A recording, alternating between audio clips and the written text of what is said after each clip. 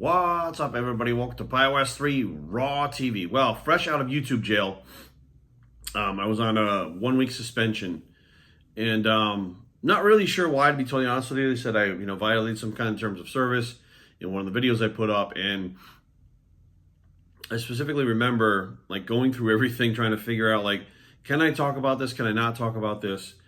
And I saw other people talking about it, and their videos are actually still up, and nothing happened to them. So I don't understand this, because this has happened to me in the past before too, where I put up a video about when I was in Mexico about steroids, and I got taken down, and I got a strike, and then Dave Palumbo does the same video, and everything's fine. I don't know. It just, the rules are so vague, and what applies to thee doesn't apply to me sometimes. Meaning, sometimes they let people do shit. I don't know. Anyways, regardless, I had a nice week break, which I haven't had off YouTube in the last 11 years that I've been doing it, since the last time that I would actually suspended from it and couldn't upload, right?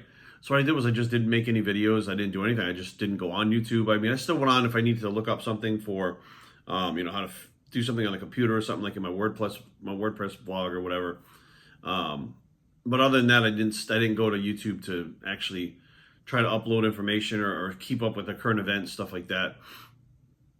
And it was nice. It was a nice kind of change of pace. And my anxiety was down a little bit. But I figured coming back, the channel has changed so much in the past few years. And I think there's a lot more to the channel than there was when I initially started out doing supplement reviews. And I'm going to put a trigger warning here right now. This video may trigger some people. You saw the warning on the beginning of the video. I leave that on all my videos now, because there's a lot of things that I talk about that really trigger people. So if you have something like PTSD and you don't like talking about child abuse, sexual molestation, etc., you don't like to hear about those things, please shut the video off now, okay? If you're still here and you want to hear this video, thank you for staying. Now we're gonna, there are some new people here, and there's not a lot of new people because YouTube hasn't been that organic in the last few years for a lot of us. But there are gonna be some new people here. So if you know what I'm talking about, just kind of bear with me for a second. I appreciate you hanging in there, and you might, hopefully you remember what I'm talking about. So in 2015, I put out a video called My Darkest Secret. Now it's still up now. And what it basically, I'm sure the people that already saw that remember that video. If you haven't seen it, you can go back and watch that video first, and this one will make a lot more sense. Or you can watch this video first and go back, and then everything will make a lot more sense later. But if you see this one on its own, you'll be able to get the gist of what's going on and what we're talking about, etc. today anyways. So, that being said, I put out the video My Darkest Secret, which chronicled for the first time me coming in public with the fact that I was molested by an older family member. Now, this is the revisited My Darkest Secret. This is the extended cut, I guess you could call it. And there are things that I don't know.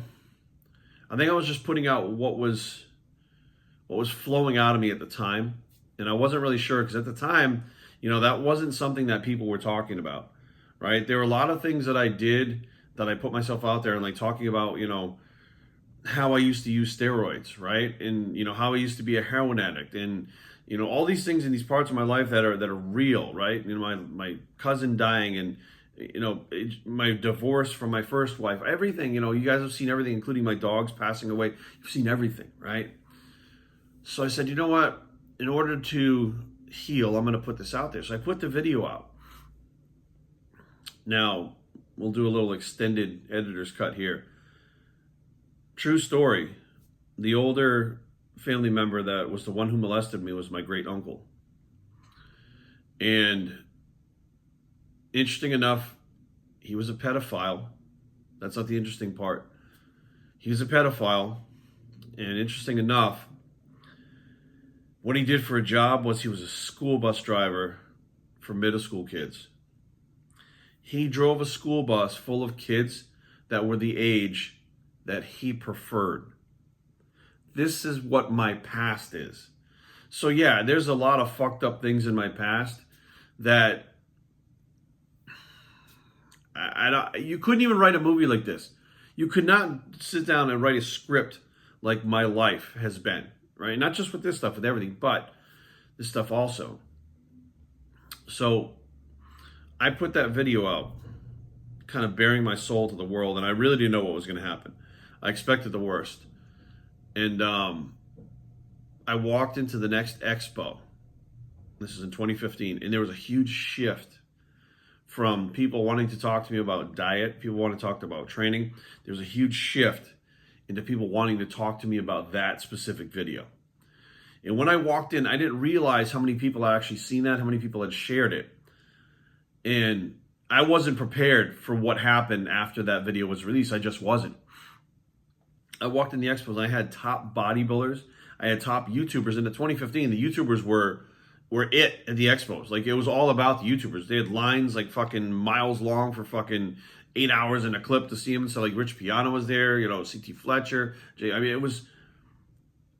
it was intense to have these people that, you know, I didn't really know come up to me and introduce themselves. There were people that I had seen online introduce themselves to me at the next expo. And when I stuck my hand out to shake their hand, they swatted my hand away and hugged me. And I was like, what the fuck? I'm like, and give me like the old on the back, you know what I mean? It's okay, man, it's okay. And I'm just like, what the fuck are we talking about here? I didn't realize that video would resonate with people so much because pedophilia is so common. Because child sexual abuse is so common. Because sexual molestation is so common, that these people that have gone through it also, or have a family member that has gone through it, someone close to them, a large percentage of the population understood what I was talking about. And I had no concept. Like, I was in the darkest place for fucking decades of my life. I really was. Because I couldn't get past the fact that, you know, this had happened to me, right? At 10 years old, I had been sexually molested, right? So at the time, at 10 years old, you know, in the 80s, had a little bit of longer hair, right? And you know, people would bust my balls. You look like a girl, whatever, you know, like, it was kind of just the times, right? The mullet was kind of a big deal. I was skinny, you know, I guess, you know, I was skinny, I was little, had long hair. I guess I would resemble a girl, right? But I was really into heavy metal music. I was into rock music. That's the way I saw myself, right? Axl Rose is skinny and he's got long hair, right? So at 10 years old, I didn't really think I looked like a girl. I thought I looked like those people. And then after the molestation happened, I started to blame myself and say, well, maybe it's my fault because I look like a girl. Maybe I'm confusing people by having long hair. Like, maybe this is my own fault. And I didn't talk to my parents about it. I didn't get any help for it. My parents didn't understand at the time what I was going through. I bottled it up. I put it aside. And that manifested itself into my drug problem. By 13 years old, 12 years old, sorry. No, because I hadn't even turned 13 yet. By 12 years old, I was drinking heavily on the weekends already at my friend Andy's house. His mom was like totally cool with 12-year-olds drinking. I don't know, fucking, that's the way it was. And by 12 years old, I had tried pot already. I tried marijuana already at 12 years old. So I was drinking heavily and regularly at 12. And I mean, you know, we were drinking Budweiser, which was the big thing back then. And then it turned into Jack Daniels, right? Because some of these rock stars, Slash and these other guys, was into Jack Daniels.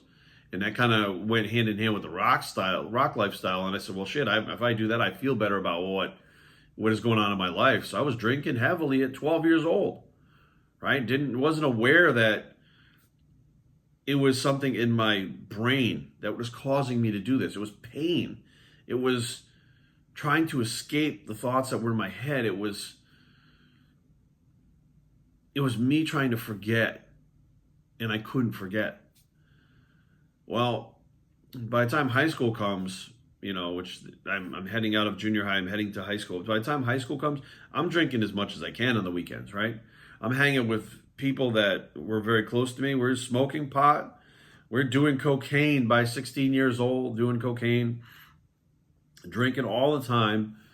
And this was what was going on. By my senior in high school, actually, my senior in high school, I was still just drinking.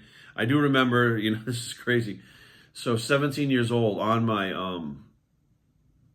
my graduation party night, me and my friend Henry, we lived down the street from each other, literally like a couple houses over. Although it was a long street, it was a couple houses over. It was, you know, large amounts of room, like farms and stuff in between. And we had my party in the morning, Henry's party at night. So they wouldn't conflict. So we could both be at each other's things. So by the time we get to his party at night, I'm drinking heavily. And my cousin and his friend show up and give me a joint. Cool. I'm like, this is going to be badass. We'll all smoke a joint too. We'll have a great time. It's graduation and awesome. Well, nobody wanted to smoke that joint. So being me, I smoked the entire joint myself at 17 years old. Now, some people might be like, so what, Jerry? I was a 17-year-old kid smoking an entire joint by myself while I was drunk already. Fucking nightmare. Like, this was at 17 years old, right? I get out to school in the Art Institute of Fort Lauderdale, and I'm drinking to the point where we fill up our bathtub with beer cans quick. Like, it just, I look back and I'm like, there was so much stuff that I put myself through because of what had happened to me. And I felt so alone. I felt like I was the only one. I felt like I couldn't tell anybody. Even my closest friends did not know. I'm not even sure that they had any inkling what the fuck was going on until that video came out. And I really haven't spoken to them to this day. And I'm talking about my close friends growing up that might have been like, what the fuck is wrong with Jerry? Why is he so destructive?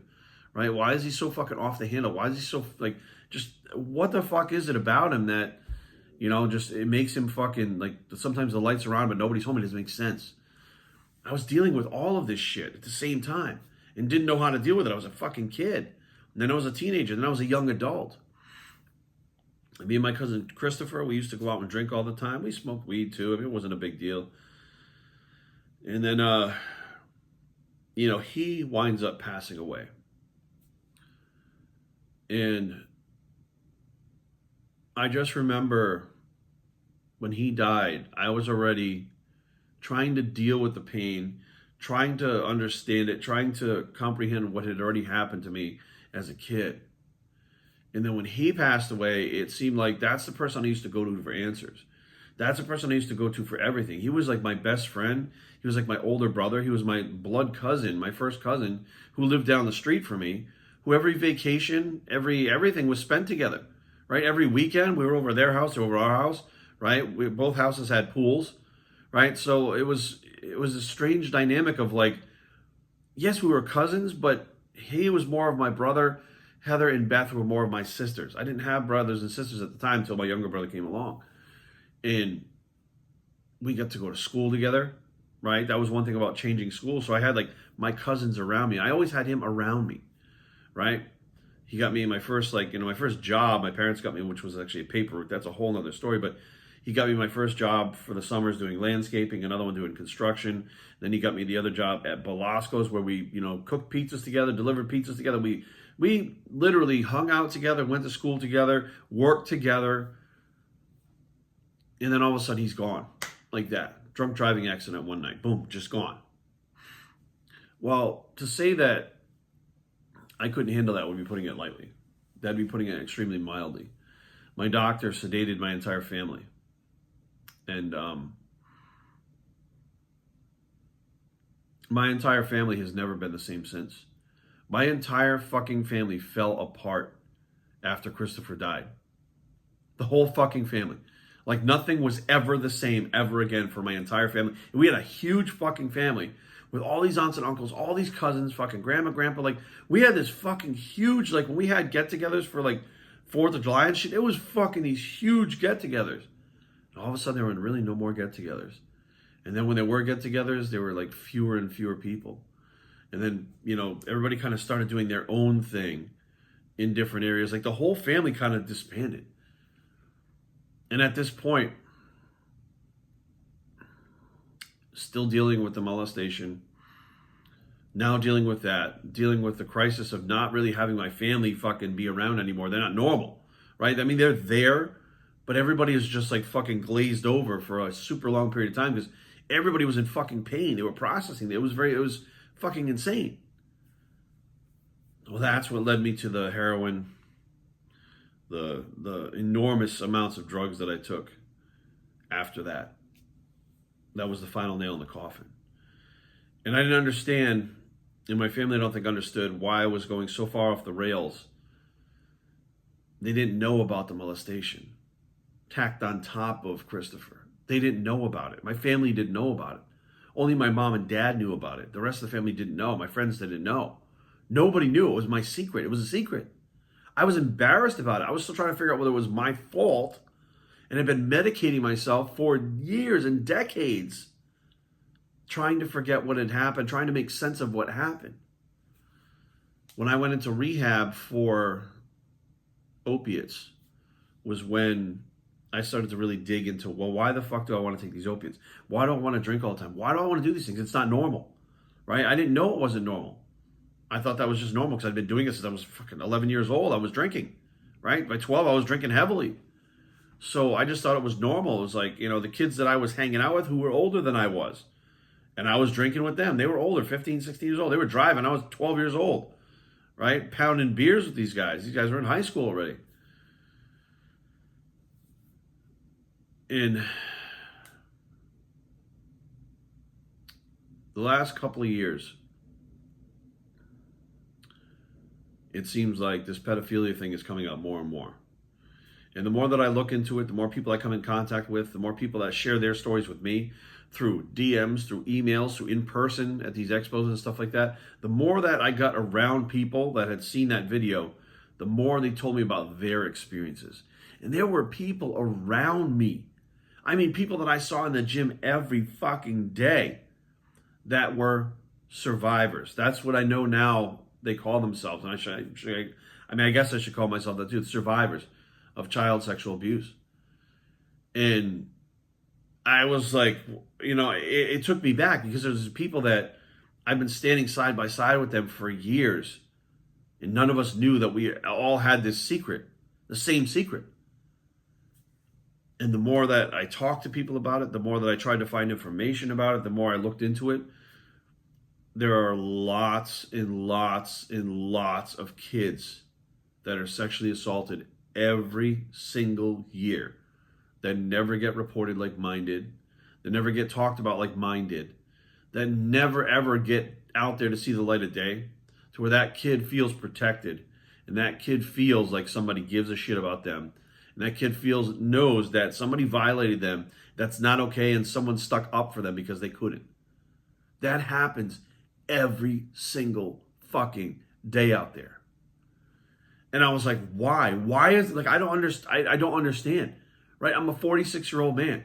There's certain things you just don't fucking look at in certain ways, like puppies. You don't look at puppies and think they're a fucking bad thing and they want to hurt you.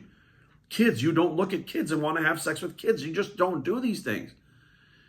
And I'm sitting here now and looking at our society, people trying to normalize pedophilia.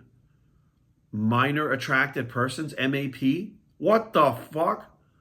Look, in 2020, I started putting out a lot of things about child sex trafficking, child trafficking in general.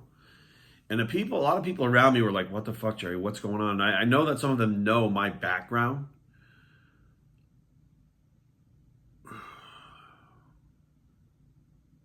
I live in Fairfax, Virginia. About 3 blocks from here last year in 2020 during the pandemic.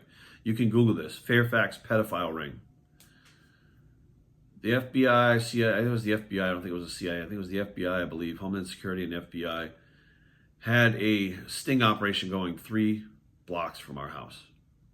They arrested dozens of pedophiles. They went online posing as kids. They got them to agree to meet up at a park down the street over here, and they started arresting them as they came in.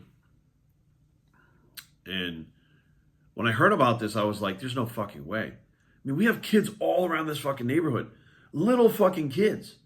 Like anywhere from, we have newborns, they're not running around the neighborhood, but we got little kids that are fucking 4, 5, 6, 7 years old, right? 8 years old. Like, the 5-year-olds go out with the 10-year-olds and they fucking run around and play fucking ball and skateboards and shit like that. And 3 blocks away, there are pedophiles filling up a park. Predators that are preying on those types, ages of kids. Well, I went ballistic. Last year. I was so mad. I get so mad now. Like, I get so fucking frustrated because I know these fucking predators are out there. And we don't know what the fuck it looked like. We don't know anything about them. But these motherfuckers, if not stopped, are going to fucking grab one of these little kids. And they're going to change that fucking kid's life like mine was changed. And that's not okay. I don't give a fuck who you are. That is not okay. Now the Ghislaine Maxwell trial is taking place. Last year, people laughed at me for talking about that. People like to laugh at the Jeffrey Epstein thing. Jeffrey Epstein didn't kill himself. Ha ha ha. Do you even know what you're laughing at? Do you have any concept of who Jeffrey Epstein was and who Ghislaine Maxwell is? Do you have any fucking idea what's going on? Okay. This is already 20 minutes, so we don't want to make this too long because I'd actually like to get people to watch this because this is an important video. But Jeffrey Epstein and Ghislaine Maxwell are the top of the chain of child sex traffickers. They're in court right now going through it. Underage minors being molested, raped, beaten, sold, trafficked. All going on right now. You probably won't hear about it because the news, they don't give a fuck. They're not putting it up there, but it's happening right now. Big names being dropped right now, just like last year we talked about was going to happen.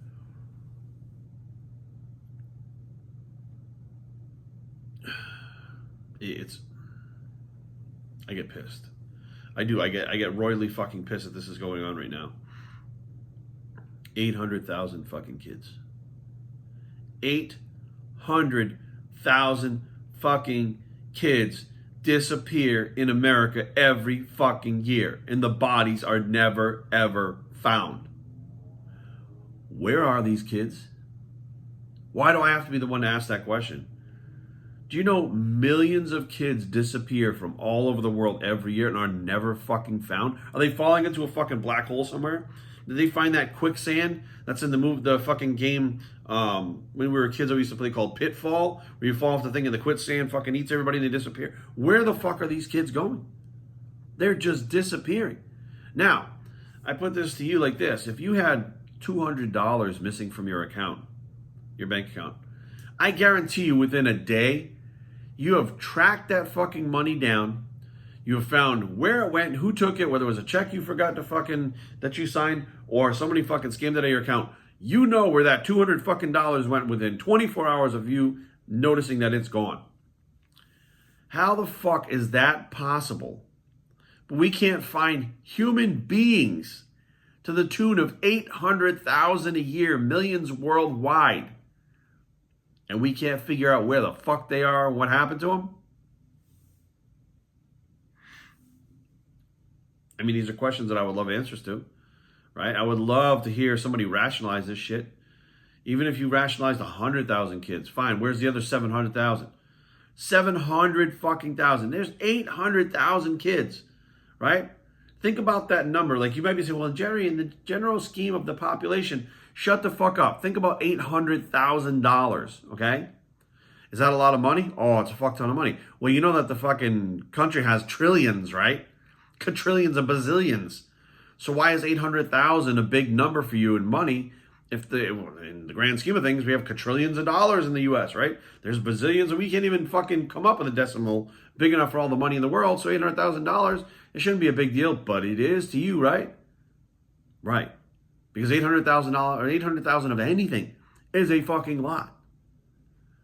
Now you turn that into people, those are fucking lives. Those are kids' lives that are gone. And who knows where the fuck they went? Who knows if they're still alive? Who knows what the fuck is going on?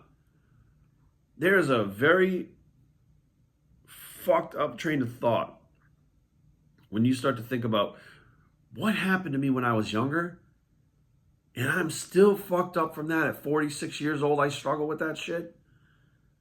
And I'm the lucky one because I fucking got away. Right? Because I still was at home. I didn't get snatched up out of my fucking home. I didn't get sold on a black market. I didn't get beaten and raped every fucking day. So therefore, I'm the lucky one. And that's what I've gone through. And I've had to fight every day to pull myself out of this shit. And these fucking kids are going through 10 times worse than I did? Holy fuck. I get too ramped up about it. It hits too close to home because it's a real thing. It's a real thing and it's so fucking horrible. It is so horrible to you watching this right now to think 800,000 kids could at least go through what I went through, but they're not. They're going through so much worse. right? They're going through so much worse. To comprehend that is a shocking and scary fucking thought. To come to terms with the fact that that's real is a scary fucking thought.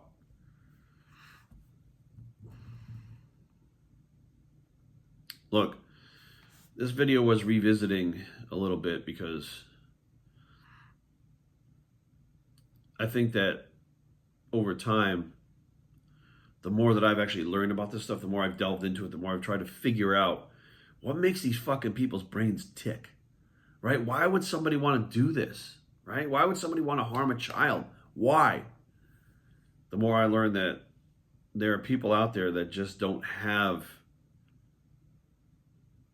humanity in them. They don't. They're literally animals that walk upright, that have thumbs and can talk. They're apex fucking predators that we don't even know are there. They have blended in with the fucking everybody else out there. Nothing makes them stand out any different than anyone else. They have techniques on how to fucking lure people in. They have personal tastes of who they like and who they don't like, certain types of kids. Like, it's fucking insane that there are also people out there trying to defend this, saying, hey, well, there's nothing people can do about it. What? Well, if there's nothing you can do about it and you were born that way, then I'm sorry, you should be locked in a fucking cage, because all children are at risk as long as you're out. So, I don't know. I don't know what to make of it, guys. I don't know where this thing goes. I know that as this trial unfolds more and more, we're getting names of these predators, names of these pedophiles, names of these perpetrators. But no matter what comes out, no matter what happens, the victims will never be fully healed. The victims will never be okay. Putting people in jail doesn't fix all the damage that has happened. All it does is stop new damage from happening. And we're still going to have to deal with all the other stuff, all the other kids that are probably adults now that may be fucked up. And we have a drug problem in this country. We have an alcohol problem in this country. We have a substance abuse problem in this country. Why the fuck do you think that is? 800,000 kids a year. Add that up over 10 years. How many fucking kids is that, let's say they're now adults? You think they're not going to be drinking and doing drugs? Think they're not going to be doing bad shit themselves, try to forget? I get so frustrated because the adults are supposed to protect the kids. That's how this works. And kids only get to be a kid once. And it is the purest thing in the fucking world to be a kid. You don't have to worry about fucking work. You don't have to worry about your fucking paying your bills. You don't have to worry about the fucking car running, or you don't have to worry about putting gas in the car. You don't have to worry about putting food on the table. You don't have to worry about anything except going outside there and living in the moment as a kid. And that shit gets taken away and snatched up by those fucking predators like that.